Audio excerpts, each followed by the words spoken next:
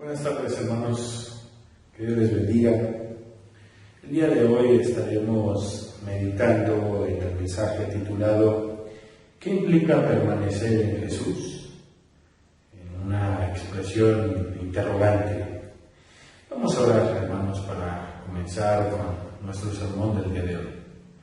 Bendito Dios, gracias te damos, porque sin duda has sido tú el que nos ha sustentado hasta el día de hoy, pero también necesitamos meditar acerca de permanecer en ti, lo que implica, lo que precisamente demanda que nosotros permanezcamos en tu amor, en tu misericordia, en tu palabra.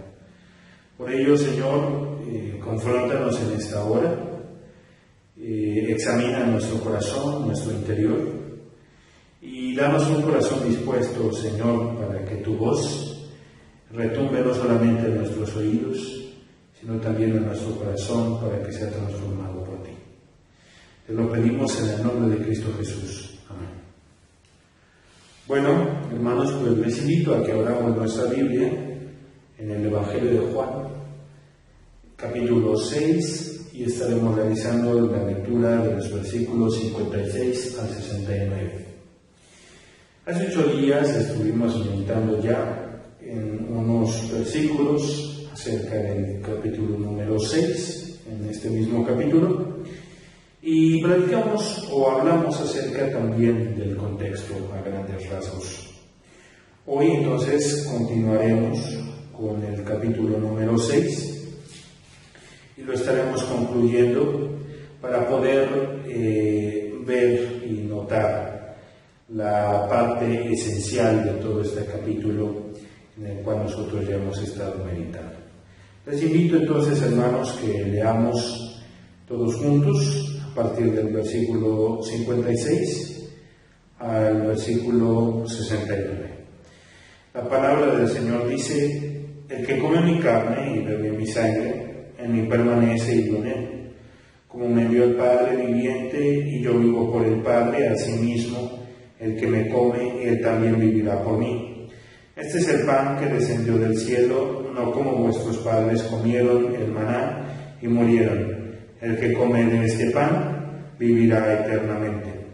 Estas cosas dio en la sinagoga, enseñando en Capernaum. Al oírlas, muchos de sus discípulos dijeron: dura es esta palabra, ¿quién la puede oír? Sabiendo Jesús en sí mismo que sus discípulos murmuraban de esto, les dijo: ¿esto os ofende? Pues que si viereis al Hijo del Hombre subir a donde estaba primero, el Espíritu es el que da vida, la carne para nada aprovecha. Las palabras que yo os he hablado son espíritu y son vida. Pero hay algunos de vosotros que no creen.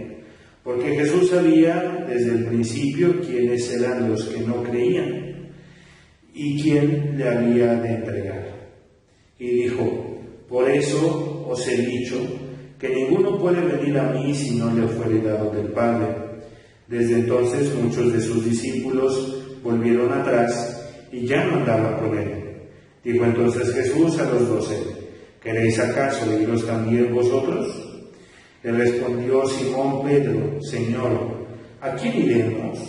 Tú tienes palabras de vida eterna. Y nosotros hemos creído y conocemos que tú eres el Cristo, el Hijo del Dios viviente. Hermanos, hermanas, hace 8 días nosotros reflexionamos acerca de la saciedad, y que es precisamente el hambre de Dios, o más bien el hambre, pero ubicándola en Dios. Que nuestra vida en realidad puede ser saciada.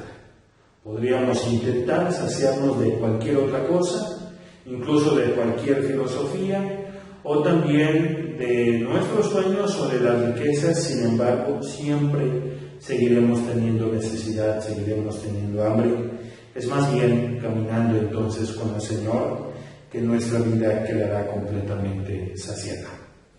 Hoy entonces estaremos meditando en este sermón titulado ¿qué implica permanecer en Jesús? Y esta pregunta, hermanos, en una primera instancia es para que usted y yo reflexionemos. ¿Qué implica permanecer en Jesús? ¿Qué tienes que hacer para permanecer en Jesús? Comienza a preguntarte y a responder también. ¿Qué necesitas? ¿Qué implica permanecer en Jesús? Hermanos, para todos, permanecer implica sin duda un reto. Para algunos implica dejar que Dios moldee su carácter, por ejemplo, pero para otros también implica dejar el afán a un lado. Para algunos otros, permanecer implica dejar ciertas prácticas o dejar ciertas amistades o dejar ciertos hábitos. Para algunos otros también implica confrontar el dolor. Sin duda, hermano, hermana, las respuestas de cada uno de nosotros van a variar, son distintas, porque la necesidad de todos es diferente también. Pero hay algo que el Señor nos pide para poder permanecer en Él. Habíamos estado hablando un poco del contexto del capítulo 6, y vimos nosotros que la multitud, los 5,000 fueron alimentados por Jesús. Ahora la multitud los sigue hasta Capernaum. Y Jesús les dice, solamente por el pan me siguen, por el pan físico.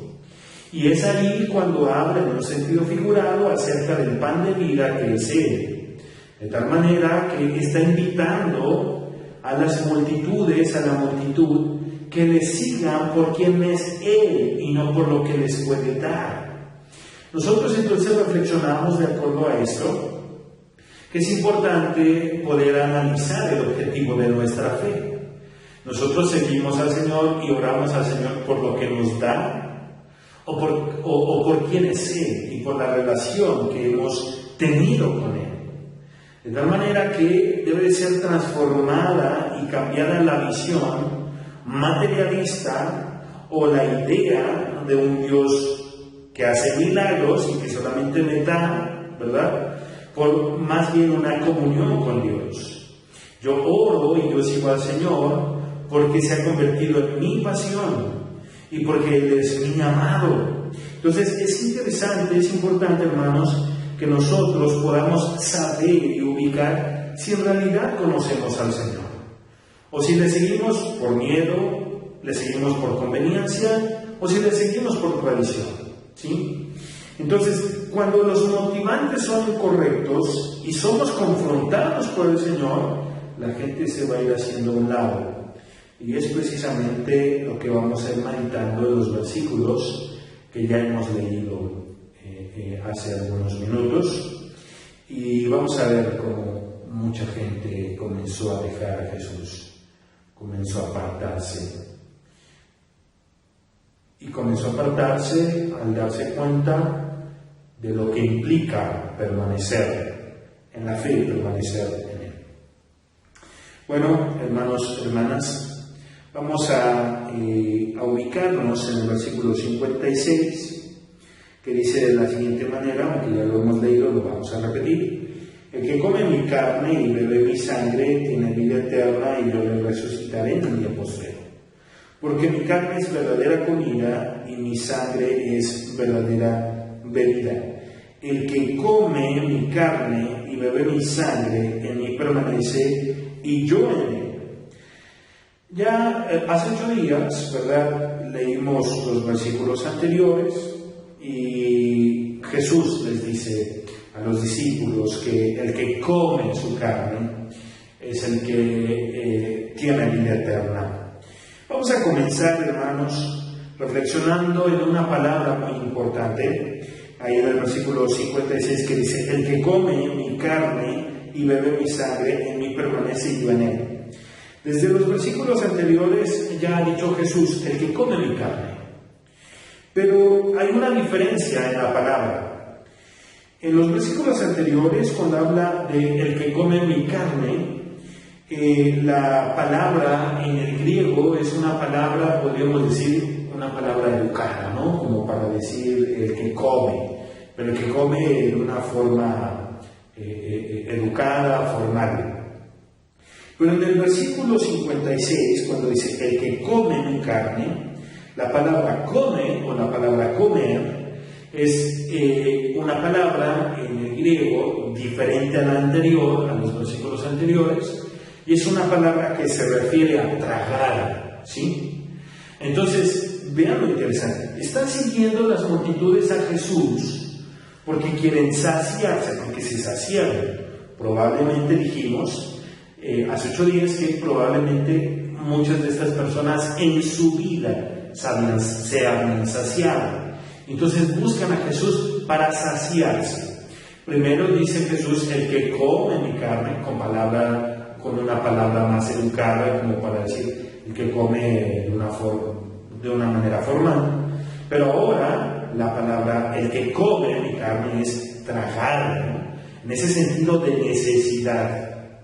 Ojo, hermanos, y yo sé que podría ser un tanto conflictivo esto que voy a decir, pero en los evangelios, y sobre todo en el evangelio de Juan, hay un lenguaje sarcástico que en muchas ocasiones no lo observamos tanto, pero cuando vamos viendo nosotros la diferencia entre ciertas palabras, nos damos cuenta precisamente en el lenguaje sarcástico. Entonces, la gente sigue a Jesús porque se quiere saciar, porque quiere comer demasiado, porque quiere comer mucho. Y ahora Jesús dice, el que se sacia, o sea, el que traga, ¿sí? El que traga mi palabra, el que me come a mí, o sea, el que aprenda a deleitarse en mí, así como quieren quedar saciados, entonces yo les digo, sáciense de mí, ¿no? Como traguen mi palabra, traguen el evangelio, ¿sí? Mediten en él, que sea su pasión, ¿sí? Que el alimento físico deje de ser su motivante y que sea yo, ¿verdad?, el Hijo de Dios. Después el versículo 57 dice, como me envió el Padre viviente y yo vivo por el Padre, asimismo el que me come, él también vivirá por mí. Entonces vemos aquí que está diciendo otra vez, el que me come, o sea, el que me devora, ¿no? el que me traga, vivirá a mí. Ya sabemos que es en un lenguaje, en un sentido figurado, ¿sí? Entonces dice, el que me come, ¿verdad? Él también vivirá por mí. Versículo 58 dice, este es el pan que descendió del cielo, no como vuestros padres comieron el maná y murieron. El que come de este pan vivirá eternamente. Entonces aquí está diciendo Jesús que el que come el pan que descendió del cielo, y dijimos hace 8 días que Jesús es entonces la provisión de Dios para saciarnos a nosotros. Ahora, ¿qué es la vida eterna según la definición de Jesús? Vamos a buscar, hermanos, el capítulo número 17, versículo número 3. Y ahí nosotros vamos a encontrar la respuesta según la definición de Jesús, que es la vida eterna, porque está prometiendo la vida eterna para aquel que aprende a deleitarse y a saciarse en el Señor. Otra vez, capítulo 17, versículo 3. Que dice de la siguiente manera, y esta es la vida eterna, que te conozcan a ti, el único Dios verdadero, y a Jesucristo, a quien has enviado. Entonces, ¿en dónde comienza la vida eterna? Comienza aquí, hermano, hermana. Cuando usted recibe a Cristo y le conoce, desde ahí comienza la vida eterna. Muchas veces pensamos que la vida eterna comienza cuando morimos y nos vamos con el Señor. No. Comienza la vida eterna desde ahora, pero la tienes que cuidar. Tienes que cuidar la vida eterna, tienes que cuidar la salvación, ¿sí? La tienes que cuidar. ¿Cómo? Permaneciendo con el Señor. Y ese es el punto medular de este mensaje. Permanecer en Dios, permanecer en Jesucristo. Entonces, hermano, hermana, ¿qué es la vida eterna? Conocer al Padre. ¿Y cómo conocemos al Padre? Cuando conocemos a Jesucristo, ¿sí? Ahora, hermanos, versículo número 60 dice: al oír muchos de sus discípulos, perdón, al oírlas que, bueno, las palabras que acaba de decir Jesús. Entonces dice: al oírlas, muchos de sus discípulos dijeron: dura es esta palabra, ¿quién la puede oír? Hay un juego de palabras por aquí, ¿no? Primero es: dura es esta palabra, o sea, dura es la enseñanza que acaba de mencionarnos Jesús. Y hay una pregunta: ¿quién la puede oír? Y entonces podríamos decir: ¿cómo que quién la puede oír si todos lo están escuchando? Y por eso se quedan impresionados. Bueno, no sé si ya lo he mencionado, pero la palabra oír, en el griego, la que es utilizada para oír, hay otras palabras, pero en este caso, y también en algunos otros pasajes bíblicos del Nuevo Testamento, pero la palabra que se utiliza para oír, la implicación es oír para un cambio de dirección, ¿sí? Entonces, ojo con lo que dice aquí. ¿Quién la puede oír? O sea, ¿quién puede recibir la palabra de Jesús y a través de oír su palabra cambiar de dirección o de forma de vida o de motivantes o de sueños, etcétera, etcétera? ¿Quién lo puede hacer? Esa es la pregunta en realidad de esta gente, de estos discípulos. Ojo también, hermanos, porque en el Evangelio de Juan nos habla de discípulos no solamente de los 12, sino hay una gran comunidad de discípulos, ¿sí? Hay muchas personas que son sus discípulos. Discípulos hablando de quienes le seguían, quienes seguían a Jesús. Entonces, vean aquí, hermanos, que dice: al oírlas, muchos de sus discípulos dijeron: dura es esta palabra, ¿quién la puede oír? Entonces, muchos de los que seguían a Jesús dijeron: no, hombre, es difícil seguir a Jesús. Entonces, ¿quién puede seguir adelante? ¿Quién puede seguirlo? ¿Y por qué era dura esta palabra? Porque ya Jesús les está diciendo: me siguen por el pan. A ver, vamos a hacer una limpia. ¿Quién quiere seguir adelante? Les acabo de decir que yo no les voy a dar siempre el pan físico, sino en realidad quiero que se sacien de mí. Entonces, quienes tienen falsos motivantes, de una vez comiencen a retirarse, comiencen a irse. Y eso es algo confrontativo y es muy difícil, hermano. Pero es necesario que el Señor nos confronte con los motivantes de nuestra fe. Y es necesario que nos confronte para que podamos permanecer verdaderamente en Él. De lo contrario, no permaneceríamos en el Señor. Entonces, versículo 61.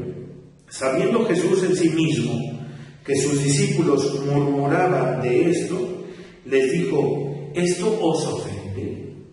Jesús entonces ya sabía lo que maquinaban todos sus discípulos, y entonces les pregunta confrontándoles: a ver, muchachos, ¿esto los ofende?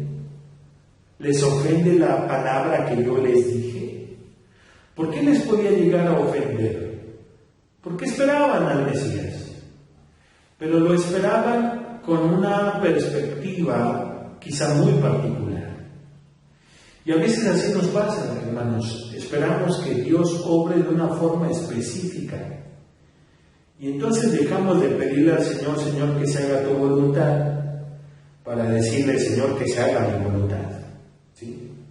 Entonces, en realidad, el mesianismo de Jesús comenzó a confrontar a muchas personas con sus esperanzas y sus ideas de cómo vendría el Mesías.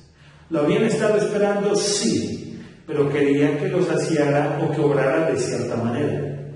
Y Jesús, sin duda, no se estaba acoplando a su idea de Mesías. Más bien, Jesús era el Mesías, era el enviado de Dios, como Dios lo había determinado y como en realidad lo necesitábamos, no como creía la comunidad que lo necesitaba.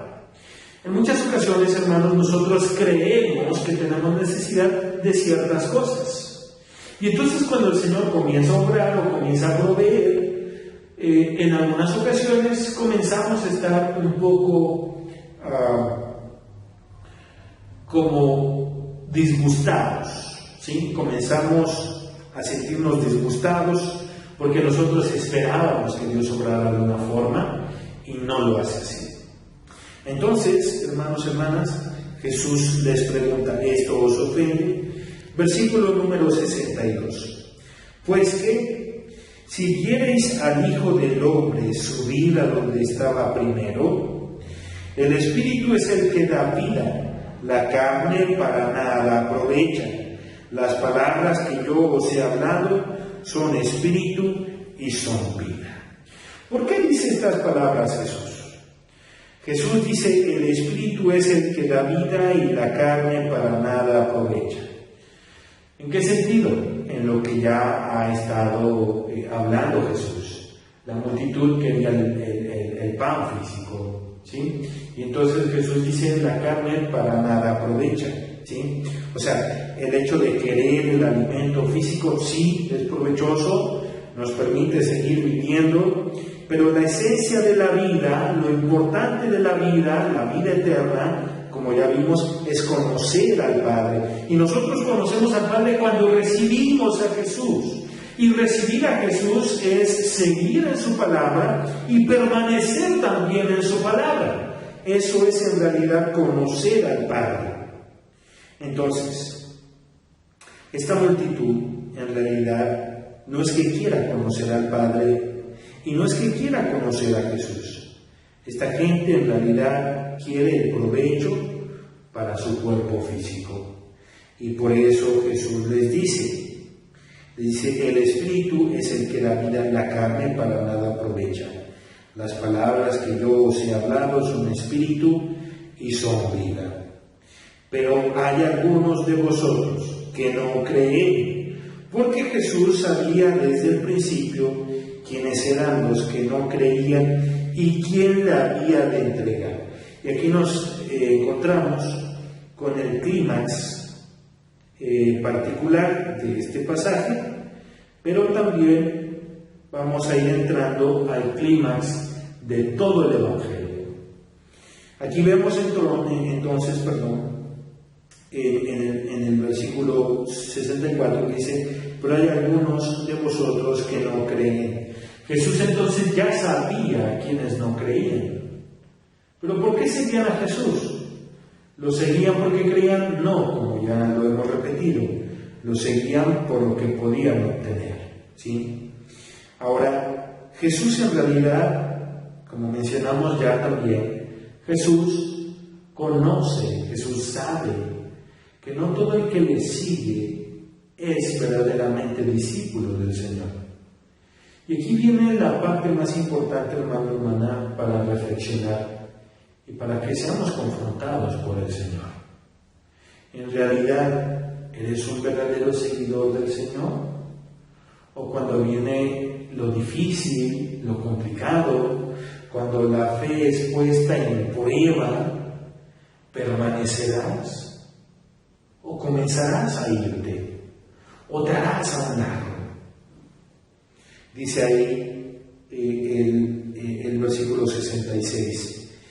Desde entonces muchos de sus discípulos volvieron atrás y ya no andaban con él. Desde esas palabras muchos comenzaron a dejar a Jesús atrás.